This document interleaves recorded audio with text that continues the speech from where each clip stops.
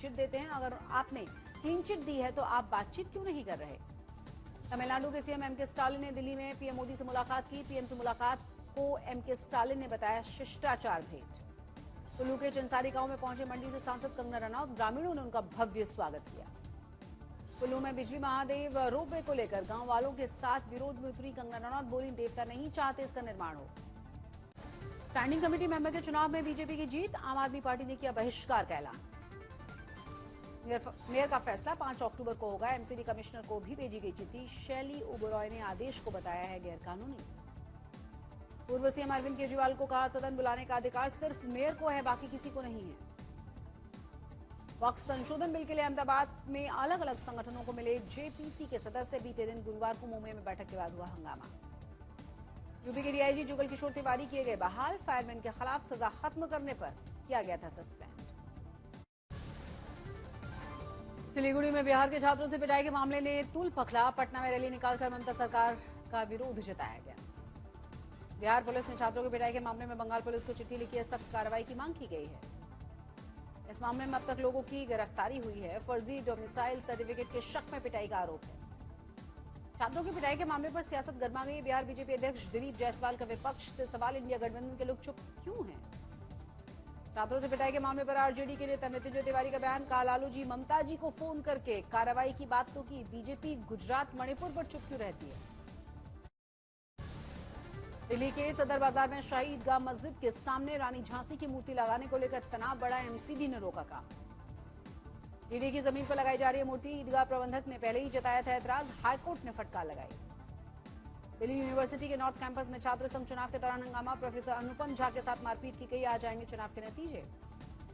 केरल के एर्नाकुलम में रिपोर्ट किया गया एमपॉक्स का दूसरा केस। भारत में अब तक का ये तीसरा मामला है। झारखंड के हजारीबाग में बीजेपी के परिवर्तन यात्राओं का समापन हुआ। 2 अक्टूबर को झारखंड के दौरे पर रहेंगे प्रधानमंत्री मोदी।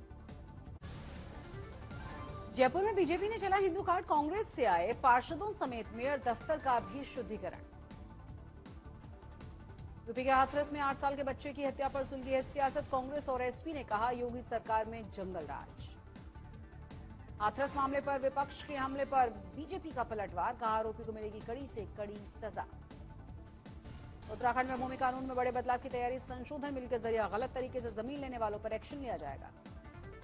अरविंद केजरीवाल ने सीएम आतिशी को लिखा है पत्र। दिल्ली की सड़कें ठीक कराने की गुहार लगाई गई। मुंबई में हुई भारी बारिश। सड़कों पर जलभराव से वाहनों की रफ्तार धीमी हुई। गोरखपुर के कई हिस्सों में तेज बारिश हुई। लोगों को गर्मी से राहत मिली। वडोदरा में भारी बारिश से एयरपोर्ट की छत से फिर से गिरने लगा पानी। यात्रियों की बढ़ गई परेशानी। बंगाल के सिलीगुड़ी में भारी बारिश। सड़कें बनी है सैलाब। लोगों को करना पड़ रहा है दिक्कतों का सामना। महाराष्ट्र, गोवा, गुजरात में भारी बारिश का रेड अलर्ट। मौसम विभाग ने लोगों से किया घरों में रहने की अपील। दुर्गा पूजा की छुट्टी को लेकर केंद्रीय मंत्री गिरिराज सिंह की नीतीश कुमार से मांग। दुर्गा पूजा को देखते हुए शिक्षकों को 2 अक्टूबर से 12 अक्टूबर तक की छुट्टी दी जाए। मुख्यमंत्री हेमंत सोरेन ने झारखंड कर्मचारी चयन आयोग को विभिन्न प्रतियोगिता परीक्षाओं में चयनित 527 अभ्यर्थियों को सौंपा है नियुक्ति पत्र। यूपी बिहार वालों के लिए खुशखबरी है। दशहरा, दिवाली और छठ के मौके पर रेलवे चलाएगी 6000 स्पेशल ट्रेनें। पश्चिम रेलवे चलाएगी अहमदाबाद, दानापुर और साबरमती सीतामढ़ी के बीच Diwali special train. BrahMos aerospace में अग्निवीरों को मिलेगा आरक्षण। ऐसा करने वाली पहली प्राइवेट कंपनी बनेगी ब्रह्मोस एरोस्पेस। आंध्र प्रदेश पहुंचे रूस और जर्मनी के पर्यटक। श्रीकालहस्ती मंदिर में विधि विधान से पूजा अर्चना की। रूस और जर्मनी से आए 54 श्रद्धालुओं ने मंदिर का दौरा किया। मंदिर के बारे में जानकारी भी ली। हैदराबाद में इंटरनेशनल स्टार्टअप्स फेस्टिवल 2024 एक्सपो का शुभारंभ हुआ। कई कंपनियां हिस्सा ले रही हैं। सोनीपत के हरियाणा में खेल विश्वविद्यालय में भाला फेंक खिलाड़ी नीरज चोपड़ा का भव्य स्वागत हुआ। हाथ हिलाकर लोगों का अभिवादन स्वीकार किया। सहारनपुर पहुंचे रेल एडीजी प्रकाश डी। रेलवे स्टेशन का निरीक्षण किया। अधिकारियों को निर्देश भी दिए। राजस्थान के राजसमंद में 2 युवकों के साथ मारपीट से माहौल गरमाया। समुदाय विशेष के कुछ युवकों ने लाठी और डंडों से मारपीट की। मुंगेर में महज 100 रुपए के विवाद में जमकर चले थे लाठी डंडे। घटना में एक महिला की मौके पर मौत हो गई। कई लोग घायल हो गए। वाराणसी में कैब लुटेरे गैंग का एक सदस्य पुलिस मुठभेड़ में गोली लगने से घायल हुआ। 2 आरोपी फरार हुए। समस्तीपुर में स्वतंत्रता सेनानी एक्सप्रेस पर पथराव हुआ। एसी कोच के शीशे टूटे। रणबीर कपूर की फिल्म उलझ नेटफ्लिक्स पर रिलीज हुई। बड़े पर्दे पर खूब बटोर रही है वाहवाही। भारत के मुख्य न्यायाधीश डीवाई चंद्रचूड़ और भारत के सर्वोच्च न्यायालय के लिए रखी गई फिल्म 12वीं फेल की स्पेशल स्क्रीनिंग। एक बार फिर से रिलीज होगी अनुपम खेर की फिल्म खोसला का घोंसला। 18 अक्टूबर को सिनेमाघरों में रिलीज की जाएगी। एपी ढिल्लों ने किया भारत दौरे का ऐलान। टिकट्स की बिक्री 29 सितंबर से शुरू हो जाएगी। करण जौहर की film the tribe the trail release किया गया। 4 अक्टूबर को ओटीटी प्लेटफॉर्म्स पर फिल्म को रिलीज किया जाएगा। भारत से विदेश जाने वाले लोगों की संख्या 12% बढ़ी है। देश में आने वाले विदेशी पर्यटक 2024 की पहली छमाही में प्री कोविड स्तर के मुकाबले 90% ही रहे हैं। सितंबर में कारों की बिक्री में जोरदार उछाल आने का लगाया गया है अनुमान। 30 सितंबर तक 3,70,000 कारों की बिक्री करने में कंपनियों को मिल सकती है कामयाबी। दुनिया के रईसों की लिस्ट में पहली बार $200 अरब के क्लब में शामिल हुए top 4 rice. Bloomberg billionaire index में मुकेश अंबानी 13वें और गौतम अडानी 15वें नंबर पर। ग्लोबल इनोवेशन इंडेक्स में 9 साल में भारत ने लगाए 42 स्थानों की छलांग। 2015 के 81 के मुकाबले 2024 में 39वें नंबर पर पहुंचा है भारत। निर्माण, खनन और कृषि सेक्टर में काम करने वाले श्रमिकों के लिए न्यूनतम मजदूरी का बढ़ोतरी का ऐलान किया गया। 1 अक्टूबर से श्रमिकों को मिलेगी बढ़ी हुई मजदूरी दर। इजराइल का लेबनान और तेज हमला हुआ। बेरूत में हिजबुल्लाह के मुख्यालय को निशाना बनाया गया। लेबनानी स्वास्थ्य मंत्रालय ने जारी किया रिपोर्ट। इजरायली हमले में 2 लोग मारे गए हैं, 76 घायल हुए हैं। हमले के बाद बिल्डिंग के बंकर में नसरल्लाह के होने की जांच जारी है। यूएन के मंत्री नेतन्याहू का बड़ा ऐलान। बोले, लेबनान पर हमले नहीं रोकूंगा। ईरान के चप्पे चप्पे पर नजर है। नेतन्याहू के यूएन में संबोधन के बाद हमले और तेज हुए। यूएस के दौरे से तुरंत इजराइल वापस लौटे पीएम बेंजामिन नेतन्याहू।